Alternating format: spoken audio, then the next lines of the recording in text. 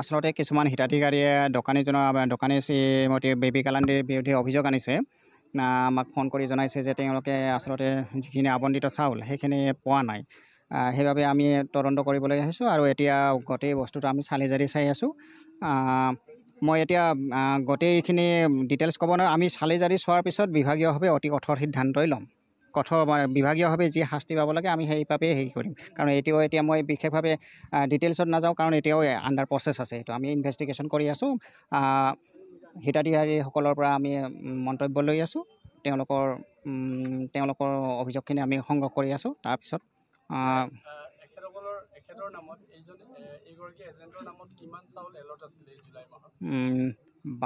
22 quintal কিমান আছিলে? প্ৰায় 22 কুইণ্টেল না 22 কুইণ্টেল আৰু চামথিং অলপ অকণমান ফ্ৰেকশ্যন আছে। 22 কুইণ্টেলতকৈ বেছি আছে।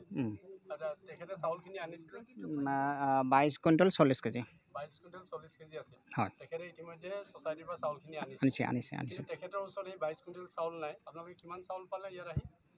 আমি বৰ্তমানলৈকে আহি ইয়াতে 88 কেজি 88.075 সেইখিনি পাইছোঁ জুখি মাপি।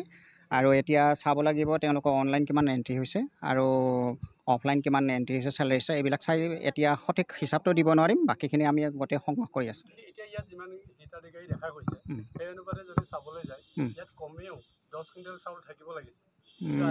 নহয়, সেইটো হিচাপ নকৰাকৈ ক'ব নোৱাৰিম। চাউলখিনি শেষ হৈ গ'ল।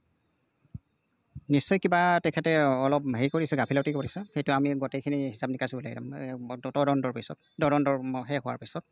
যিসকল হিতাধিকাৰী বঞ্চিত হৈছে তেখেতসকলৰ ব্যৱস্থা কি কৰিব? তেখেতসকলে চাউল পাবনে?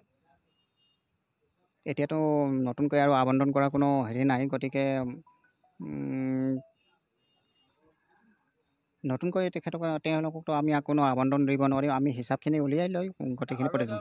প্ৰশ্ন আছে, তেওঁলোকে এটা কাম কৰিছে, যিগৰাকী এজেণ্ট হয় তেওঁ হিতাধিকাৰীসকলৰ পৰা ঘৰে ঘৰে গৈ পিনি যিটো ভুৱা তেওঁলোকে কৈ আহিছে যে এইটো ওপৰৰ পৰা প্ৰেছাৰ আছে, আপোনালোকৰ অফিচৰ পৰা প্ৰেছাৰ দিছে বুলি যিটো ফিংগাৰ প্ৰিণ্ট লৈ আহিছে, সেই যিটো কৰিছে সেইটোতো ক্ৰাইম হয় নহয়? সেইটো হয়, সেইটো কাৰণ আমাৰতো তেনেকুৱা ধৰণৰ ৰিয়েকশ্যনে গ্ৰাহকে দোকানলৈ আহিব, তেওঁ নিজৰ উপস্থিতি দিব আৰু চাউলটো লৈ যাব। কাৰণ ইপচ মেচিনত এইটো বায়'মেট্ৰিক্সত তেখেতৰ আধাৰ নম্বৰটো মেচ কৰিলেহে তেখেতে চাউলটো নিব পাৰিব। তেখেতৰ এই ক্ৰাইমটো যে তেখেতেতো এৰেষ্ট হ'ব লাগে নিয়মত। তেখেতে ডাঙৰ ক্ৰাইম কৰিছে। হিতাধিকাৰী চাউলসমূহ তেওঁ ইতিমধ্যে ঘৰলৈকে কৰিছে। তেওঁ এৰেষ্ট হ'ব লাগে, পুলিচত দিব লাগে। প্ৰতিবেদন আপোনালোকে কি ব্যৱস্থা গ্ৰহণ কৰিব? নহয়, এতিয়াতো আমাৰ তদন্তটো চলি আছে নহয়। ইয়াৰ পিছত আইনগতভাৱে যি পাব লাগে পাবই তেখেতে, কাৰণ প্ৰয়োজন হ'লে সেই পৰ্যায়লৈ যাব। কাৰণ এতিয়া আমি প্ৰতিবেদন দিম গোটেইখিনি চালি জাৰি কৰাৰ পিছত। তেখেতৰ নামটো কি আছে? বেবী কালাণ্ডী। কোন ঠাইত আছে? এইটো MS গেট বুলি কয় মৰিয়নিৰ। আৰু আপোনালোকৰ ডিপাৰ্টমেণ্টটো? খাদ্য, ৰাজহুৱা বিতৰণ ব্যৱস্থা আৰু গ্ৰাহক পৰিক্ৰমা বিভাগ, তিতাবৰৰ পৰা আহিছে। হয়, নহয়, সেইটো হৈছে জনসংখ্যা। ৰেচন কাৰ্ডৰ সংখ্যাটো 172খন ৰেচন কাৰ্ড আৰু 432গৰাকী হিতাধিকাৰী, মানে 172খন ৰেচন কাৰ্ডৰ জৰিয়তে 432গৰাকী হিতাধিকাৰী।